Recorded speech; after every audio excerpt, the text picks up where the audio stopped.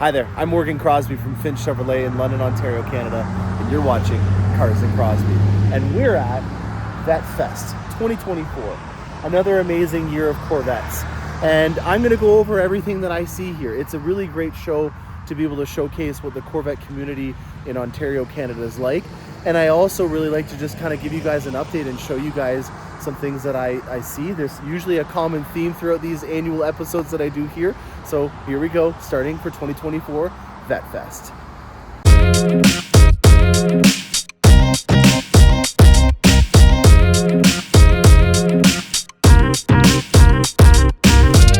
Well, it's the Friday night before Bayfield Vettefest, and we have the cruise going on right now. 126 Corvettes are now going on a midsummer night cruise. It doesn't get much better than this, folks. Look at all the different walks of life and Corvettes that are here. I love it. I counted 6 Z06s, a couple C4s, C5s, more C8s than I think in any other year, which makes sense just because of how many generations have been going on with the Corvette now, and the C8 being so popular. But it's really interesting to see all different spreads, and you get to stretch your legs on the Friday night, and then early in the morning is Vettefest. All right, so we're at our location for the mystery cruise. I think it's called, right there, Stonehouse Brewery. If you're not familiar with what happens at Vettefest, it actually doesn't start on the Saturday. It starts on the Friday night before, and this every year changes. So we've done wineries, we've done other distilleries, a live band one year. Every year it changes, and we find out the day of or slightly before if it gets leaked. And I think this year, we broke another record already with 150 Corvettes that showed up to the thing. And I think I counted about 137 in here. So we'll do a full walk around tomorrow because I don't want to review the same cars. Things that are standing out, the Z06 is a monster. You hear it a lot louder than the other ones. And all the kids in the country around here all come up to the sides of the roads, and it's nice with a C8 or a manual to be able to just neutral blip it. Only one Z07 out of the entire group here. So that says something in terms of the C8 generation. I think I'm going to talk a little bit more tomorrow in regards to how many C8s you're starting to see, and some comments that I've had on videos and in the past, and just an observation that I'm making about how the C8 generation is starting to overwhelm the amount of Corvettes that come to these meets. And I don't know really what that means, but I think it's important to note because the Corvette C8 generation is bringing in new people that maybe have not considered it, or maybe it's a testament to how much of a amazing vehicle it is in terms of the versatility that the C8 offers. Road trips, car cruises like this, all of it in there. As one of our clients and a happy customer. He actually had a Corvette hat on, and I saw it when I gave it to him probably about 2 years ago, and it faded so much that I had to get him a new Corvette hat. And to me, that made my day to see that he wore it so much that it went from black to gray, because he drove and used it when he was Corvetting, and that's everything that it's all about. So this is a really fun expenditure. It's a fun thing to do if you can come the day before on Vettefest, because it is pretty cool. So signing off for now, and I'll see you guys bright and early tomorrow. All right, so let's just get right into it. In terms of the weather today, guys, this is what we're dealing with for color evaluation. So when we're doing colors and stuff like that, we have an overcast day. It's not raining, which is great. We thought it might be raining for the cruise yesterday, but it ended up being perfect, and some of that overcast has come today. So it's not raining. We've got a full crew here. I was here at around 8:30, 8 o'clock, and it was already half full, even though the show started at 9.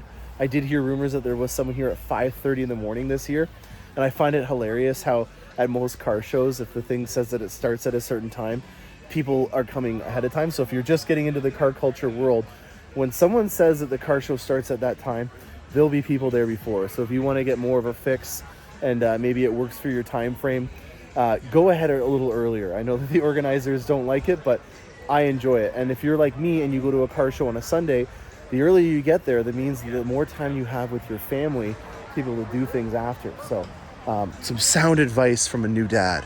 All right.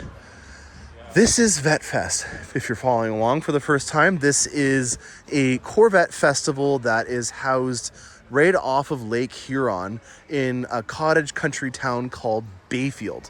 Bayfield is a quintessential town in terms of being able to give you a Corvette experience.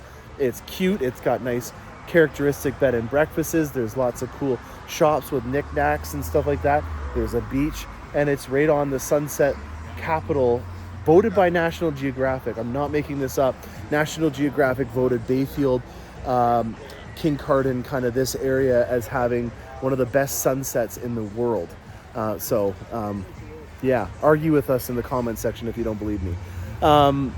Anyways, we are in Bayfield. It's a really great town to be able to show you what the Corvette experience is like. I always use this example when there's a new Corvette couple that's coming and buying a Corvette from me, because it's a mutual expenditure. There is things for both sides. So if you maybe have a spouse or a partner that is kind of on the fence about getting immersed into the Corvette culture, this is a really good gateway event to take them to, because there is things for both sides of the spectrum. There's a nice dinner that you can have. There's a nice place. There's a lot of other things. So it's not just like you're going into, like a Harley event in Port Dover for Friday the 13th.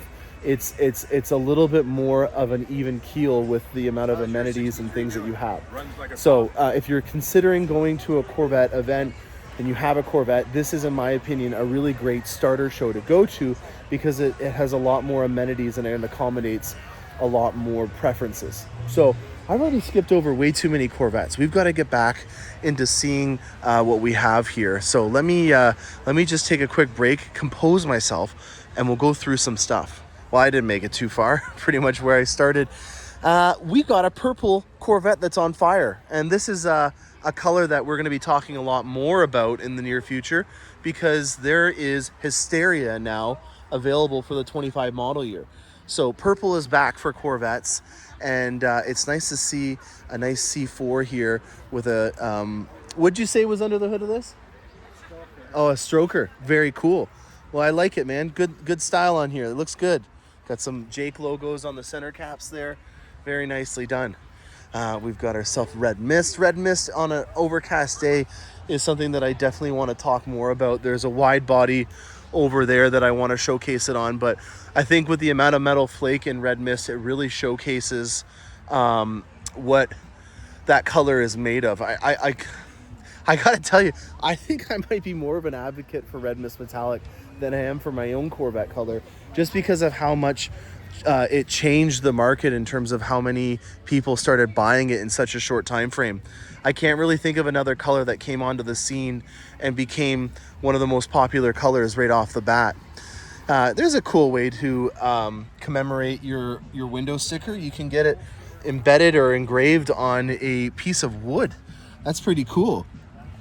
You can see where the dealership is that it purchased, the VIN number, everything about it is on that. I've never seen that. That's a pretty cool thing. I don't know if I've talked about this at length, maybe when I was doing some earlier videos, but this is actually probably one of the most important pieces of documentation that comes with your Corvette. This is the build sheet, and it is something that is taped to the front of the hood. So when you get your build sheet, it's going to have yellow masking tape on it, and if the dealer is proper, they put it in your glove compartment and make sure that they don't fold it and scuff it up, because this is, in my opinion, the ticket to prove that you were the first original owner. You can get a secondary window sticker, but you can never get the build sheet from the Corvette. On here are all the option codes that you have for this vehicle. So going through here, you can see that this was a Canadian delivery. You can see the interior, which is H9L on there. His color, which would be, I believe, GBA. There's his suspension, which is an FE3 because this is a Grand Sport, and it has the Z16 performance package because it's a Grand Sport as well. So really cool. It's a way for them to be able to showcase what's on it. And what they do is, on the line, they have a barcode scanner that you'd see in a convenience store, and then they scan the build sheet, and then they put the part on so that they know that this was done properly. And if the vehicle does not have the part that goes on the vehicle and it's not scanned, the entire line will stop. So it's a quality control thing, which makes sense if you think about it. If they're going to put an option on a vehicle, that they want to be able to tell the main computer at Bowling Green what's going on. So that's what's happening with that build sheet, and those barcodes that are on there are how they keep all the options that are supposed to be on the car in control. Nice, beautiful 427. These cowled hoods, in my opinion, are art. I was at a guy's place yesterday, and he has 3 of them in different colors from different years all laid out on his wall. And you know, I've said this, and this might be controversial to some people, but I look at these as more of an art piece now than I do, good morning, more of an art piece than I do a car. And I know that they are still a hell of a vehicle to drive, but for me, a 67 like this with this hood is just functional design and art now. The pinstripings, the black with the red, it's well, this is definitely NCRS worthy. Beautiful, beautiful car. So this is we got a Nova. I think that's a Nova. Very cool.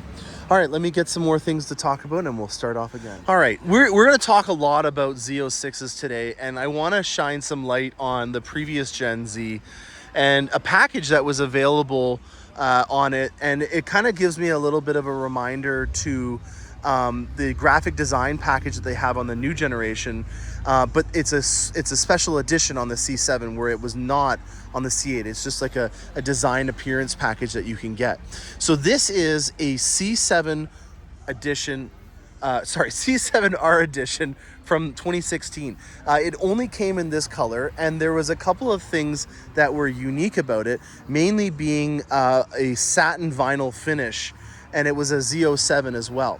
So on the roof here, you can see it says the C7R, and I remember that the door sills as well had the C7R on it. And then the last little thing that was unique to it is right over here on the dash there. You can see that I believe it commemorated the Le Mans wins that they had in 2016 or 2015.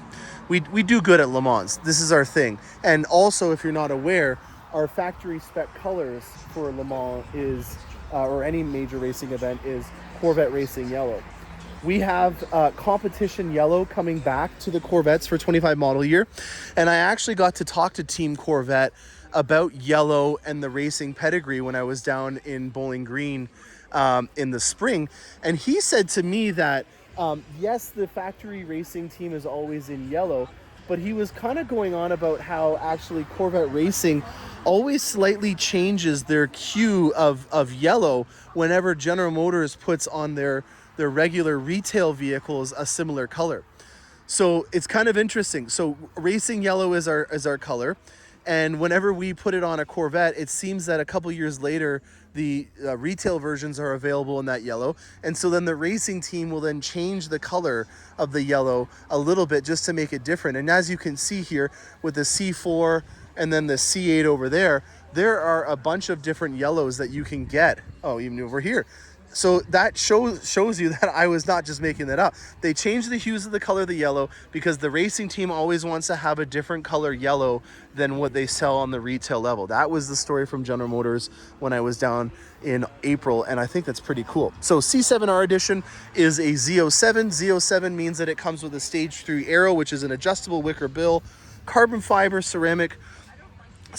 ceramic wheels, Michelin Cup Sport 2 tires, which we're going to talk about more on the Z06, and also the exposed carbon fiber front splitter and canards were part of it as well.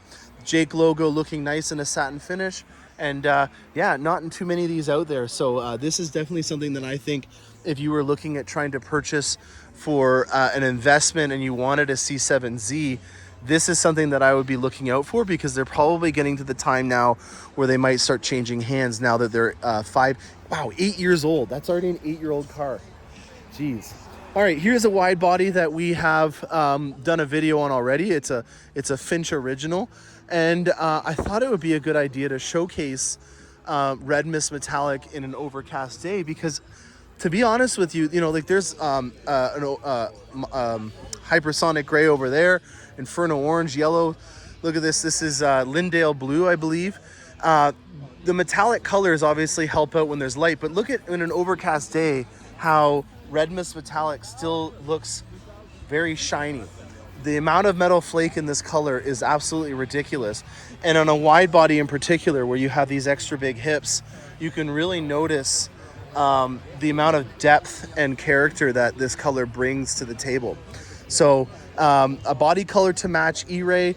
Haven't got a lot of feedback yet because I haven't driven it, but I do note that it is a torque monster. It has way more torque than the Z06 does. So it'll be interesting to see what the long-term review of people that are purchasing these vehicles are, because there's not a lot of them out there right now. As of the time of this video, I think we have maybe about 1,000 E-Rays that have been built so far, so still an extremely low amount of volume. I have my second E-Ray coming in probably about a week or two, so it's too soon to say, you know. I think that on the topic, just to kind of give you a brief synopsis, there's a lot of people out there that think there's a good, better, best hierarchy with Corvettes, so they go and buy a Z06, but in reality, they really don't need it because they're not a race car driver, you know. That guy has racing slicks on his tire. We were on a cruise last night where we were on a gravel road. Racing slicks and gravel roads don't really do well together just because of how soft the compound is. So to me, I find it really interesting that a lot of people out there are buying a Z06 that really shouldn't. And what in reality I think they should be doing is they should be getting an E-Ray, because it has the wide body, it has a ton of torque, and it's a lot more applicable. In terms of what it's like to drive my Z06 in the city, it's a racing transmission. It's not meant to be driven in a stop and go. It hates first gear. It's not fun in first gear, and it's a dual clutch. So if you're wanting to have something that's a little bit more fluid and linear in a city environment, this is going to be your best option. And I'm kind of actually all in on electric. And when you think about the fact that you have 100% of the torque right off the line, it doesn't take a rocket scientist to figure out that that's a good thing, compared to my flat plane crank, where I don't really get any torque until I'm about 3,000 RPM into it. So, you know, this is something where you're going to get power immediately off the line, and I have to wait to 3,000 RPM to get the power. So there is a reason enough why I think that the E-Ray is going to be something that will really fit a good amount of people's bill in terms of their demands, even though they think they want a Z06. So digest that, make a comment if you want, but I think that more people that are on my Z06 list should actually be on my E-Ray list. Nice Heritage Edition Grand Sport. I think this is probably one of my favorite color combinations. If I was ever going to get a red Corvette, this is how I would do it. And you don't really see a lot of white stripes on Corvettes. Heritage Edition is in regards to having the cowled, the louvered hood stinger stripe. The louvers on this are the only ones that are ever white. On every other C7, just when I need one, there's none around. Every other C7, they're black, but on this one, you'll see what I'm talking about. So all the louvers on a C7 are always black, except for if you get a Heritage Edition. So I think that the white and the red is a color combination that I would like to see more often. And I mean that in that red is the primary and then white is the accent. Obviously a very common color combination is to have a white vehicle and then to accent it with red, but I'd like to see the opposite of that. Oh boy, here's a Z. Look at this. Oh boy, these things get me every time. They're going up in value like crazy. I'm seeing them go for, 200,000 American now, which is just absolutely wild. And he has the right transmission in it. Congratulations for buying the right car. That is awesome. That much power with a manual transmission is not something that's easy to do in terms of putting the power down. And he still has the Cup 2s on it too. So those are a racing slick with a manual transmission and over 750 horsepower. That is a job. It's not something that you can just nonchalantly drive. You gotta be focused. You're not listening to a podcast and being distracted when you're rifling through the gears of that. What do we have here for wheels? These are different. I don't think I've ever seen these. They kind of look like a replica Z06 wheel, but they look a little bit different than a regular Z06 wheel. I can tell that it is a not an original because it has tuner nuts on it, and it has a bit of a dish on it, so it has a decent offset because of that. Wow, lots going on this one. Holy cow! Dual Indy racing stripes. He's got winglet add-ons here. That's interesting. He's got a lot of downforce, that's for sure. He's got, I think these are a company called Icon that does these scissor doors. He's got a natural interior competition seats. Oh, wow. Very cool. I think I know the guy that owned this originally. I think if this is a low VIN number Corvette, I think I know this car. I don't know if this is it. What year is this one? You who I think you are? I'm me. Who do you mean? Who am I? Oh, it's a 2022. Yeah, this is. Oh, this isn't the one then. Are you from Finch? Yeah, I am from Finch. Are you? I'm gonna sign off on this video here. All right, some hot rods, C4s, and a nice ZR1. I really dig these wheels, and I like the brake caliper option on it. This is a very light blue compared to what we have now for our blues in terms of a metallic tone. So blues are also another thing that changes quite a bit. Rapid blue, nicely done. I always really appreciated how they did this dual Indy racing stripe and tapered it off, and then also went around the Stingray logo. I think that is always a decent look. All right, what else do we got on the go here? This is hypersonic with a tension twilight blue interior, which I think is a cool combination. There's a little bit of green in the hypersonic gray, so keep that in mind. We got an all matted out, sinister looking C6 over here. Carbon fiber overlays, smoked out taillights. Definitely a very sinister looking car. There's a spoiler I haven't seen. That's very cool.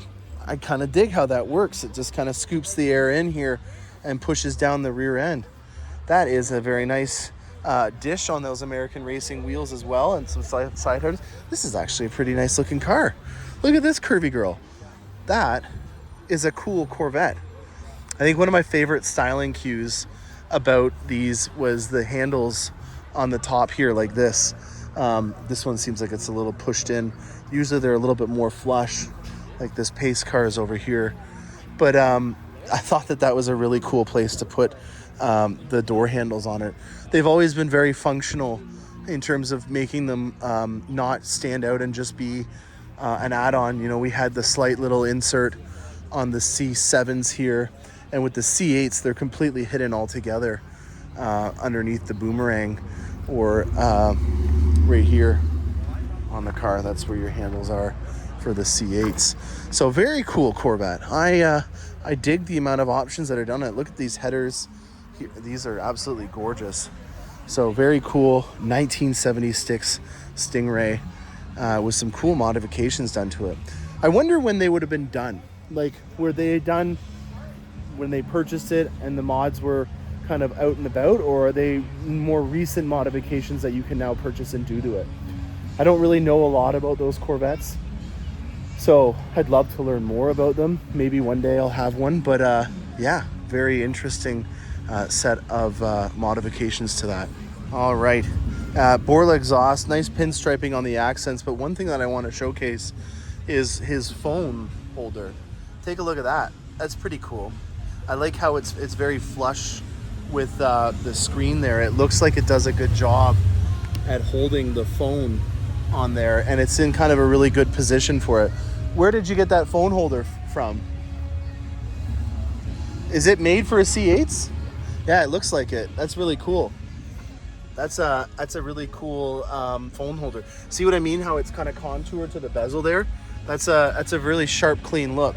And then he's got a carbon fiber overlay for his waterfall center console there. Competition seats, 3LT. Nice Corvette, man. Very cool. All right, I got the name of it. He noted that sometimes if you have a bigger phone, it can be a little shaky, but other than that, he really enjoys it. And I'll put the the link for it in it so that you guys can look at getting one. I think it's a smart move, and it was from Amazon of all places. So look into it. I'm gonna get one. All right, some cool things to talk about on this one. This is a 70th anniversary that they then put Tech Bronze Spider Forged wheels on. So this is actually a really crazy option. In order to get these Tech Bronze wheels that are on this 60th or 70th anniversary, you actually have to buy 2 sets. So when you order the Corvette and you get this as an option, you get the regular wheels, which there's none of them around here, but they're very similar. They're in silver or black or a machine finish, and then they ship these separately to your dealership. So this is the Tech Bronze. It's called an LPO option wheel and forged aluminum. So that is a very hefty option because you're purchasing 2 sets of wheels. Unfortunately, that's the only way that you can get it. Here's a nice Z06 that I think I sold. Yeah, it's definitely unique. I like to see the white on bronze kind of look. I have the bronze accents on my AT4X. I think that bronze is a really fun color to be able to accent and style with. And I just got to point out, because I don't think a lot of people would recognize that and think that that's the case, but that is a very expensive option to do on your Corvette. And I'm going to be honest with you, I don't think that there's a lot of value in that compared to you just going and powder coating the wheels from your original set. So, you know, I think that it's important to be able to be cost effective so that you can put money into proper places. And not always does my budget in terms of doing things meet up with GM's bottom line and their window sticker price. And this is like a $5,000 option in Canadian dollars. And I can use that $5,000 on a lot of other things and just do a powder coat in this exact same kind of finish because the wheels are exactly the same. So that's the other thing that you have then. You have 2 sets of wheels and you only have, and they're not even different. They're the exact same finish and style and spoke pattern.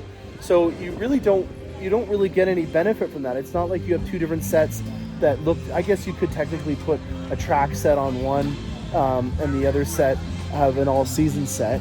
But in reality, it's not really something that I would do. I always kind of like if I have 2 sets of wheels like I did with my previous C8s where I had the Vossens and then I had the regular Trident spoke wheels. It's nice to have some variation. So where I'm going with this is that if you get this option, it's $5,400. You get 2 sets of wheels that are the exact same. Why not just get the 1 set and paint the original set in that finish and save yourself about $5,000 and then put in other things? That's being cost effective and still having a sense of style. All right, mid-years are in attendance here. Last year we kind of talked about this rat has a serious drinking problem. That's funny. Very cool. Love these things. Just can't get over the steering wheel. Like, look at how tiny that steering wheel is. It to me blows my mind that they had such an intricate, delicate steering wheel on them. To me, like, you know, especially if some of them didn't have power steering and stuff like that, it's just as wild to me that that was the steering wheel that they had on them. I'm sure that there's a lot of logic and engineering that will explain to me why that was the case, but that's just my observation as someone that knows nothing about this because I wasn't conceived and I wasn't around when that came up. So unfortunately, I'm sorry, but I don't know a lot about those. What else? So a big topic that I want to talk about is the amount of C8s that are at these shows compared to C7s. I think that right now you are starting to see the C8 generation kind of overpowering the other markets or the other generations. So I'm going to try to focus a segment on doing a non-C8 area. And this has been, with the mid-years, some 6s, and a ton of 7s, a really good area for me to be able to do a walkthrough on some of the other generations. I always go on about, you know, C8s these days, and for me, there's a lot more fun sometimes in talking about cars that people have established a really long found relationship with because they they've had it for a long time. So let's go and pick apart some of these. Hey buddy, hey Charlie. Let's pick apart some of these vehicles here. This is a Grand Sport from C7, and it has an LS3 if it's some of the later years. Actually, no, sorry. If it's a Grand Sport, it has the LS3 on it. And then there's the Z16 performance package that gives you the slotted rotors that are on here and a performance exhaust. It originally came with a Goodyear Eagle F1 tire, and someone has put a Pilot Sport 4S tire on here, which is the latest and greatest from Michelin. So that is a really healthy upgrade that you can make to your C6. If you were going to put money on investing into upgrades on a C6 Corvette, I would say that the best bang for your buck is going to be the Michelin tire. They wear out a lot more evenly. They have a lot more safety involved in them because of the drainage sipes that they have for when it's bad weather in terms of hydroplaning and stuff like that. And to me, that is pound for pound your best value in terms of upgrading the car with the least amount of money. The LS3 had 430 horsepower. It is a LS motor. It is a great engine that really is the backbone of all of our V8 engines that we make. And there's not a real big need for more power in them, but if you were going to do an upgrade for performance, I would say a cold air intake and a exhaust system would be your best options, mainly because there's not a lot of computers that are inside of this that are going to be affected.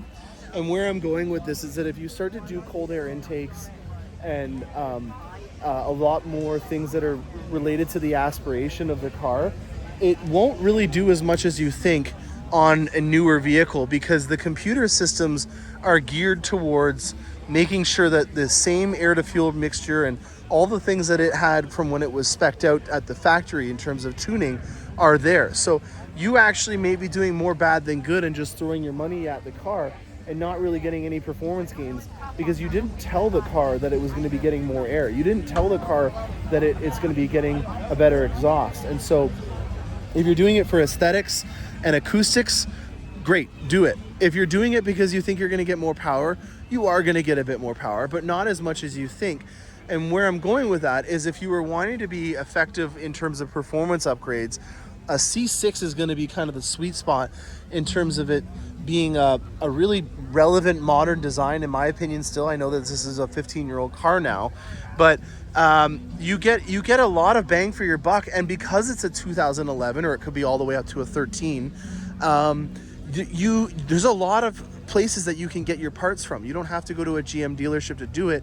And there's been a lot of people that have been ahead of you that have tried them out and can tell you what it is. This is really where forums, in my opinion, excel. It's kind of hard to relate to a forum when it's a brand new vehicle because no one else has it, and you're basically just sharing your excitement with people that also have one.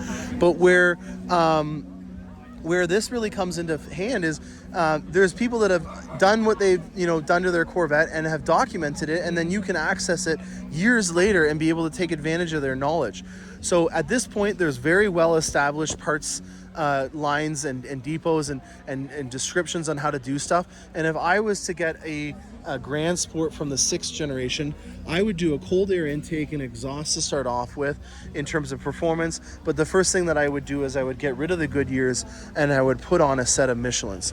So that would be, probably $1,500 for the exhaust, another $500 for the cold air intake, $2,000 for the tires. So you're looking at under $4,000, and you've got a decent set of upgrades that will help you out in gaining more for your experience. Everything from there on, the world's your oyster, but I would probably do a brake upgrade or something. Maybe put in a better set of pads, like a Carbotech ceramic pad or something like that into it.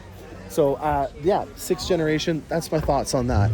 C7 generation, when it comes to Grand Sports in particular, and this is just because I have one, Snow White in the 7 Gears has not been out yet this year, which is embarrassing. I shouldn't be laughing about that. What I did with the Grand Sport is I immediately got a second set of wheels just because I wanted to be able to make sure that I didn't have a road trip where I had a wheel crack. So that was the first thing that I did when I bought my Grand Sport, is I got an extra set, because there is a known issue over the course of the life of the tire or the wheels that they crack. And so for me, I thought it would just be a good insurance policy and a way to be able to have 2 sets. So like I was venting with the Tech Bronze Z06 over in the corner with the wheels and the cost. If you're gonna get 2 sets of wheels, why do them in the same finish? It'd be way easier to be able to do 2 different sets with different finishes for the spoke pattern. So that would be the first thing that I would do for a Grand Sport. The next thing that I would do would be also a cold air intake and potentially an exhaust. I think that the C7 already was kind of as loud as I would like it to be. I didn't really think that it needed to be louder, whereas with my C8, it was quieter and I wanted it to be as loud as it was with the C7. When you get a coupe in particular, this basically just turns into one big speaker.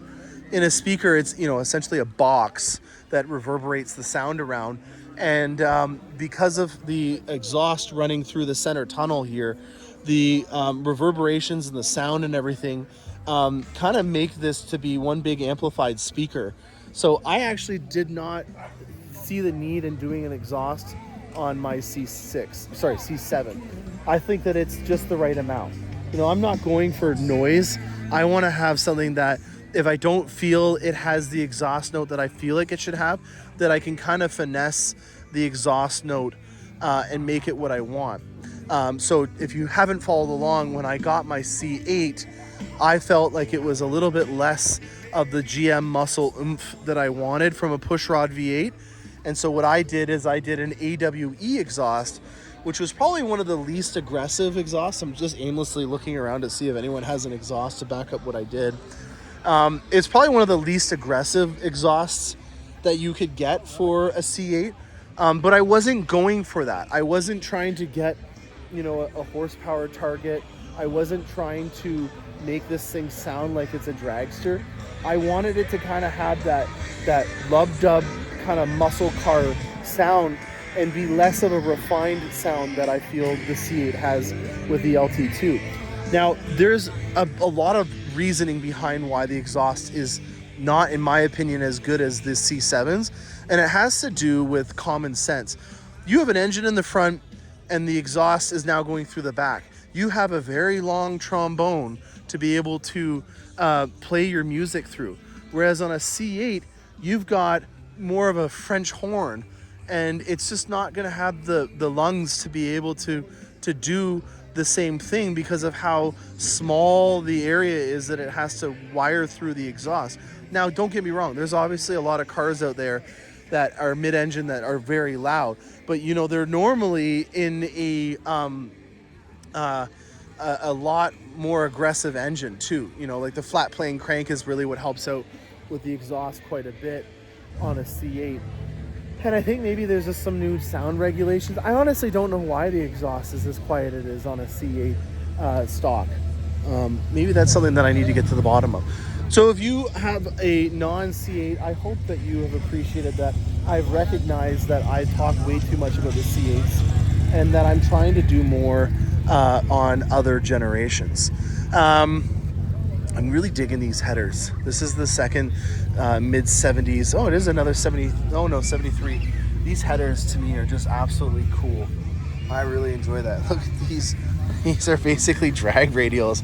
I think this is a Nitto. Yeah, it is a Nitto. And then he's got a fuel tank cap that looks very aggressive and bulky. This looks like it's got an upgraded transmission in it. Holy cow. Yeah, it does. This is aluminum heads and everything. Dual carbs. Bet you that thing burns a lot of fuel. Very cool. I love it. Absolutely love it. And I think that that's another thing. You know what? We're going to go back.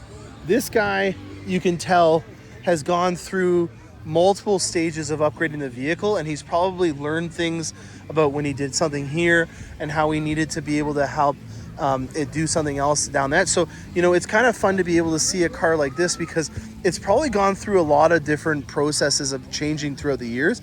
And because it's obviously 40 years old now, It's done everything that it needs to be done. And so you're seeing the final product, and there's probably a really cool story behind it. I feel like this thing, is this running on meth at all, or what is that? Are these fuel lines over there? Fuel line. Yeah, that's crazy, man. So you widened her out as well? You made it wider. That's pretty cool. That's wild, man. What do you have for a transmission in this? It's a turbo 350. Okay. The only reason I did that is I want to put an overdrive unit in there. So how much torque do you have coming out of the back end of this thing, do you think? Pushing 800 horsepower. You gotta see the rear suspension. Oh, wow. Okay, I'll bite. There we go. What do we got under the rear end for the folks that are seeing that? It's our shark bite suspension. Oh, wow. Very cool. These are basically drag radials, aren't they? Yeah, that's wild. So what are you pulling in a quarter? It'll do 10. Yeah, absolutely. That's insane. This is a cool car. I bet you this thing smells amazing when he fires it up. Look at that. A lot of history behind this car, and I respect every bit of it. Very cool. Don't see a lot of bras on cars these days. This is something that I feel kind of died off on the C8 generation. It's kind of nice that they have a little window for the badge on there. But yeah, a lot of protection on that vehicle there. How you guys doing? Your Corvette's over there? I'm gonna go take a look at this gentleman's Corvette.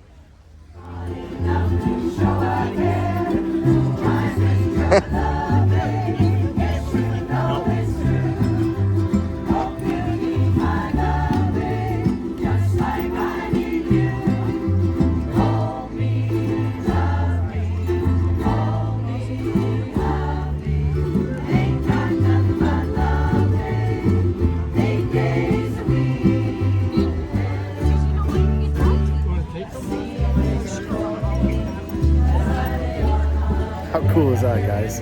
Love it.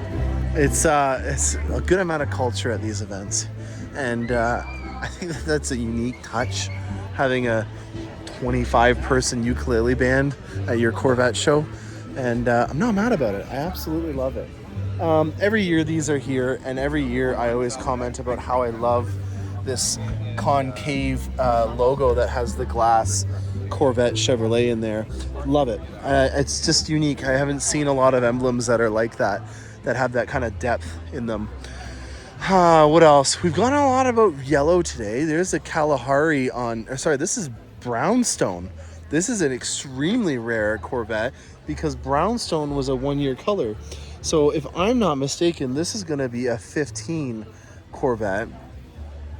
I'm right. It is a 15 because this is brownstone. So 1-year color for the interiors. Very, very, very rare spec because they just didn't make the car for that long. A 1-year color for the interior is usually a rare thing. Colors will be 1 years many times over. That to me is common. But to have an interior option that wasn't from a special edition be a 1-year option is quite unique. You know, I think what I mean by that is that you could have a 70th anniversary and they'll have a custom interior for that, and it'll be a one-off 1-year interior because obviously it's a commemorative edition. But to see a non-commemorative edition have a custom interior and then they got rid of it the next year, those are the things that I keep my eye out for now. And I feel like this is maybe just my personal thoughts and may not be something that everyone else agrees with, but this is you're going to take a step into my mind here. I'm starting to think that if there's stuff that is not selling and it's maybe a little bit kooky and no one's wanting to buy it, that might be something that I start to get more attracted to, because it seems to be that my eye starts to go towards things that were not common or popular when they were first for sale, but then you find out that because they discontinued it or something like that, that ends up actually being an extremely sought after item. So that C7R edition is a great example. I specifically remember seeing certain dealerships that had them sitting on their lot for ages, because at the time it was a very expensive option to do. You know, you had the ceramic brakes, you had the stage 3 aero kit. It was a Z06 to begin with. And it was a lot of money for one of those vehicles. And so I think that matched with the fact that not everyone can wear a bright yellow Corvette. it's a great color, but it's not for everybody, meant that it was a very low volume production item. And I think that now you could be rewarded for that if you ended up buying it, because now if someone wants to get it, they can't. They don't exist. And that's the same for this. We don't really have a lot of solid saddle brown kind of leather. There was Kalahari, which had a lot more of an orangey hue to it. And I'll show you that when I eventually find one. I know I had a couple over there that I could showcase, but that to me is an important thing to note. So what I'm saying is that if you're looking to take a step into my mind and try to figure out what Cars and Crosby is trying to buy next, I'm going to start looking for things that are not as common and try to be able to see if I can maybe find something before it becomes sought after in however long that might be. So good luck to me on trying to do that. I have no idea if it's going to work out, but we'll see. I don't know why, but I'm starting to pick up on the fact that a lot of people are putting bras on their Corvettes, and I don't know if that's something that maybe I just am not picking up on, but I can't believe that you would want to put that on your car and then leave it on it for the show. Like, I thought the whole idea of this would have been that you put that on so that you could protect your front end, and then when you got to the show, then you would take it off so that you could show your car off. Because, like, to me, not to rip on any of these, but it doesn't really go with the vehicle, in my opinion. It kind of looks like it's wearing a COVID mask. Anyways, I'm not trying to be rude, but it's just my thoughts. What else? Picking up on a lot of yellows. I feel like yellow's going to be a big common theme for this episode. This guy's got a nice LS7 in here that he's done up with the headers. I like what he's done with the paint finish on it. It's like an exposed carbon fiber hydro dip. So it's where you put the ink on a water, and then you dip it into the water, and as it's getting dipped into the water, it coats the product. So it's very difficult to do for like a pattern design like that, just because obviously you can tell if there's a variation on it, whereas if it was like a cool paisley or floral design or something, you wouldn't really notice if there was a change in it that much when you were dipping it in. But when it's that kind of carbon fiber weave kind of look, that's hard to do in a hydro dip. So I think that guy deserves props for doing that on his LS7. LS7s are something that hopefully one day I will have. I really, really love the LS7. Again, a Z06 that's naturally aspirated, in my opinion, is the best. I'm an engine guy, so I've been kind of going on a bit of a rant in regards to how some people on my list need a reality check, and the Z06 may not be something that's for them. And I think that one of the main reasons why I got a Z06, even though I'm not a race car driver, is because the engine. It's a naturally aspirated beast. If you didn't know this, the C8 Z06 is actually the most powerful naturally aspirated V8 engine in the world. Drop mic. It's a crazy engine. It almost does, 9,800 RPM. It's 8,700 RPM, 670 horsepower. I'm an engine guy. So for me, that's why I did the Z06. The rumors are that there's going to be a twin turbo in the ZR1 for the next gen. So good segue. We've got the C7 ZR1 here. They're talking about how they're going to twin turbo the Z06 and have that for the new C8 ZR1. And I just don't really get a kick out of turboing a car, because in my opinion, it kind of stifles the exhaust note. And the induction noise as well is also kind of stifled, and all you get is really a big whistle that to me just reminds me of a diesel truck. I think maybe the Duramax has changed me on being a turbo guy only for diesels. I really think that supercharging is the way to go for Corvettes if you're going to put a forced induction on it. It's just the whine and the torque that comes from that. The fuel economy is not the best, but that's okay. To me, a supercharger is the way to go. But having said that, there's no way you can do that, and the proof of that is in this cowled hood here. So this is the problem that comes from a supercharger, is it is a massive, massive thing that's on the top end. And when you look at the packaging on a C8 Corvette over there, there's no way that you can put a supercharger on top of this. The displacement of this supercharger is 2.3 liters. So that car right there has a smaller engine than the displacement of this supercharger. Just let that sink in. So how you can't do it. There's no way to package it up. This is actually very convenient because he's got it here. This hasn't got a lot of space between the LT2 and the engine cover that they have here. There's no way you can put a supercharger on a C8. So the reason why they're going to be doing a twin turbo ZR1 is because the turbos, you can hide them on each side a lot better, whereas the supercharger has to go on the top. It's like a carburetor.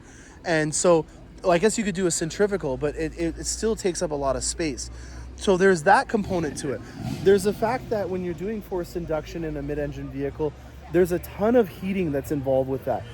So you've got a big solid core of boom machine that's then pushing hot air back into the car to make more boom in an area that doesn't have air really directly touching it like it does in a front engine vehicle. So the advantage with having a forced induction front engine car is that this is just filled with rads that are directly going into intercoolers to help it out. But intercoolers and forced induction in a back area here, it's very hard to get all that heat out.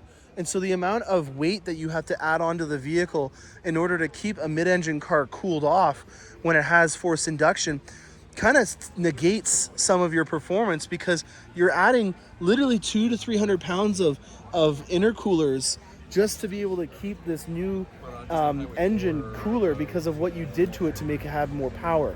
So that to me is why I'm a big fan of naturally aspirated engines, is because you get no loss of noise from the induction or the exhaust. The turbos will stifle that because it has to go through the turbos to get out again.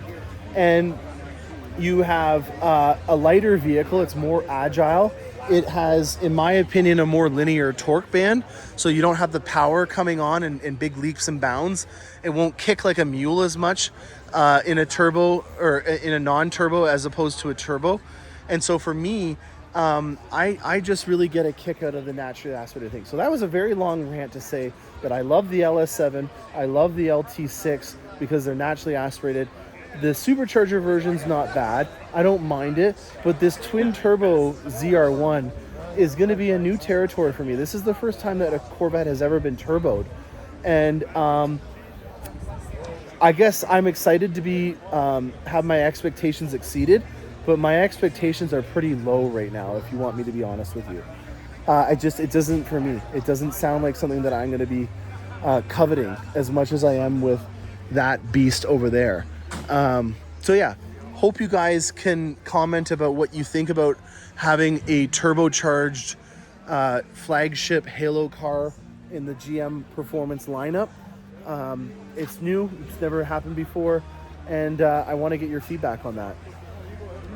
All right, every Corvette in the park is about to start up. Over 400 Corvettes are about to start up. I bet you every gas station in town is very excited about this experiment we're about to do here. This is going to be exciting. Probably about 50 to 100,000 horsepower starting up all at once. 400 Corvettes, average them around 400 Corvettes. Here we go.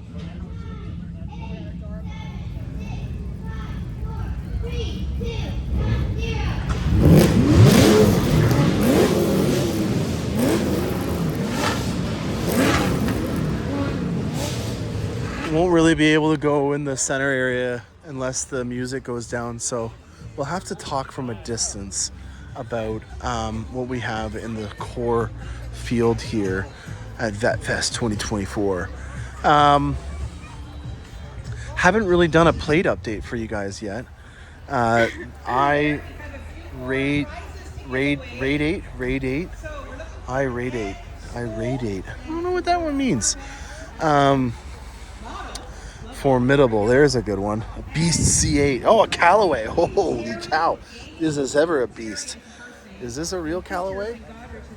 Or did he just do a Callaway exhaust? Oh, he's got high flow cats on there. So he has the Callaway exhaust on it and a rear end that's got carbon fiber overlay. Is it a real Callaway? It's got the wheels. This must be a real Callaway. Wow. Very cool. Oh, that's what I wanted. There we go. Nice cold start. Wow, that's loud. That's actually really loud.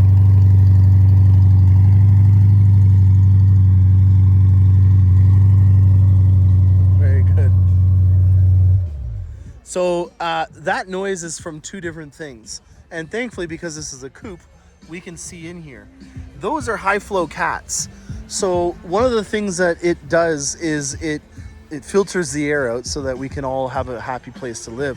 But when you have a high flow cat, it allows a lot more of the exhaust note to come through. And that is definitely apparent with this. You can just feel it. I know that this is going to sound dumb, but you can just feel how the exhaust comes out of that a lot more aggressively than you can on a normal C8 when you start it up. So there's like a more of a baritone kind of exhaust that has a lot more bass to it, and it just feels like it's coming out a lot more loosely, and that's definitely a giveaway that this has a high flow cat on this. So a very, very cool exhaust note, and it's the only Stingray that has a center exhaust. So when you get the Callaway, you obviously get the iconic Callaway exhaust tips, but on a normal C8 Stingray, you have the exhaust on both sides. So the entire exhaust architecture in the rear end of this is changed, which I absolutely love. With my Z06, I have the center exhaust. A lot of people wanted to have the center exhaust. There's an example to show you what the original Stingray exhaust looks like. And it's, you know, a lot of generations of Corvettes have had your exhaust in the center. So this was the most recent example before that.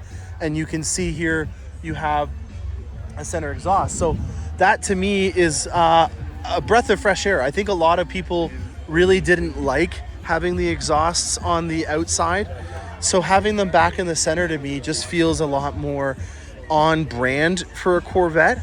And I think that was probably one of the biggest selling points of the Callaway kit, other than the prestige and the performance of that. The fact that they went to a center exhaust, in my opinion, was one of the most important wins for that. There's my interior on a hypersonic dual Indy racing stripe, 4-post high wing, and a set of red calipers. This is art. This is functional art, and it is probably one of the craziest cars that's here at the show. It is just an incredible engine. Look at this 427 aluminum block. That is an insane engine. It's a 67, and it has a C7 platform underneath it. So this has got the ride of a C7, the engine of a 427, and then the interior from a 67. What more could you want? It's the best of all worlds. I'm gonna just stand over here so that the music doesn't take over this video, because if it gets too many of those songs in there, they'll flag me for plagiarism. Anyways, that engine in there is unbelievable. I wish I could stay around it and videotape it more, but whoever sings this song is gonna get mad at me, or their lawyers are gonna get mad at me. What an incredible car. I love the black on red with that. We were looking at a 67 over there that had the same color combination, and to me it's just absolute art. Like, it doesn't get more cooler than that in terms of an iconic thing. And on that topic, like I was mentioning over there, I think I would like to start getting into collecting some stuff from the C8 generation.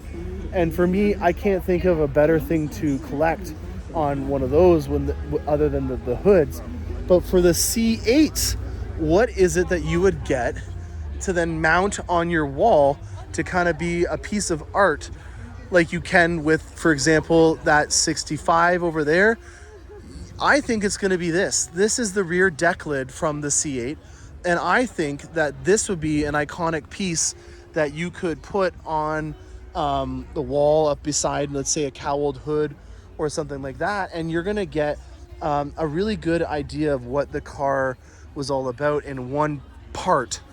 and have it be a piece of art. I know that there's a lot of wives and spouses that would lose their shit, pardon my French, at the idea of putting a 10-foot squared piece of car part on the wall. But in my man cave, I can do what I want, and I'm going to start looking for the rear deck lid of a C8 and maybe start doing my own inspo design. I'm going to show you in the plug here what I'm talking about, and I want you guys to see if you agree with me on how much that is art, in my opinion. It's functional design. It's a cool way of being able to showcase the cars from that era, and with one car part you can get the idea of how cool that car is and have something cool on your wall. So that to me is something that I'm going to start looking into doing, and I'm going to start it with the rear deck lid. I just made the decision right now on camera. Let's do that. Let's start looking around at these and see what, in my opinion, is the part on the vehicle that would represent the generation. That is a fun game that we're going to do on today's episode. So the reason why I do the rear deck lid is because this to me isn't really going to do it. There's no character on the front of a C8.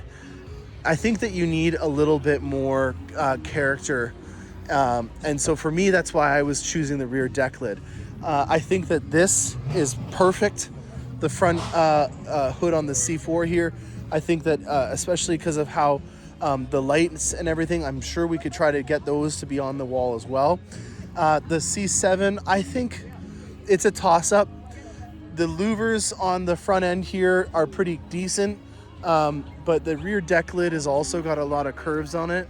I don't know if it's as intricate in terms of the design with having the little holes on the back of a C8. I think I would probably do the front hood on here, but it also has a little bit of an Easter egg on the rear deck lid, because the tint is actually Corvette cross flags, and then they kind of go down. So that actually might be one of the reasons why I would take the rear deck lid and make that be the iconic car part of the C7 generation, just because you're going to get those Corvette emblems there.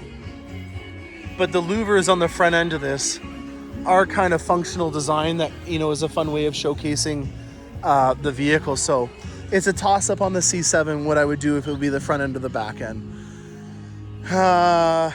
Well, what else would we be looking at? Oh, wow, look at that. Well, I don't think you need to guess which part of the vehicle I would use on one of these. These are cool as ever. Look at this. Just awesome. Wow, look at the metal flake in it too. This is a silver 25th anniversary. Very cool. That is an aggressive flake. It's almost like they threw a bottle of glitter in there instead of metal flake. Like, those are big flakes. Very cool. So I don't think we need to guess which part of the car I'm going to use on this one. Actually, you know what? The door is pretty decent, just to kind of mix it up a bit. I really always enjoyed the door handle on these. And again, I feel like it's really hard to not want to just use the hood of this, but you can't, I guess maybe then you just have a common theme and you just use. We're talking about how I was at a guy's place and he had hoods from all these different Corvettes on it. And so I'm playing a game where I'm trying to figure out what car part from each generation I would put on the wall to dignify or signify that generation. So I'm picking every generation apart and trying to see what car part I would put on the wall to make my wife mad with all the shit that I put on. So the cowled hood on this would probably be what I would do for this one, but a close contender would be the door, because I like the door handle on that. It's just kind of cool, you know? And then for the C8, I would do the rear deck lid, because it's got all the intakes and stuff on it. The front trunk on the C8 is kind of boring. But yeah, so you're saying this is a 25-year-old paint job, eh? 28 years old. It was done in Detroit. Very cool, man. Very cool color. Thank you very much. All right, so it's settled. We're gonna do, well, that's kind of cool. I maybe even do the rear deck lid on that with the luggage cover. That's kind of funny. Oh, new generation. What part should we take? I would say that the front bumper would be the part, but you can't really take that off on one of these. Just again, because I love this emblem here. My second favorite piece on these is the concave passenger in here, and then the third piece that I like is the dash mounted review camera. rearview mirror. And then fourth would be the integrated exhausts on it. Those are my favorite parts. The back end on this is pretty curvy too. I think the the integrated exhausts, I don't know, man. It's kind of hard because you're gonna have to hacksaw it. You can't just kind of take the part off because it's all big one piece here.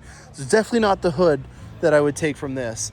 It would be a close tie between the front end on this, which would be very expensive and hard to do, to maybe a fender, just because of that. To me, this is instantly recognizable when you see the inlet on here that's two-tone. That to me is a dead giveaway that it's a Corvette. And that's another thing that I don't think I mentioned about this little game, is you want to make sure that it's an iconic thing that somebody that wasn't maybe an expert of Corvettes could instantly recognize in that being a part from a Corvette. So it'd be difficult to do the front end on a C6, but without a doubt, what I would do from the C6 generation is the exhaust lights, or sorry, the tail lights. Holy cow, tongue-tied there.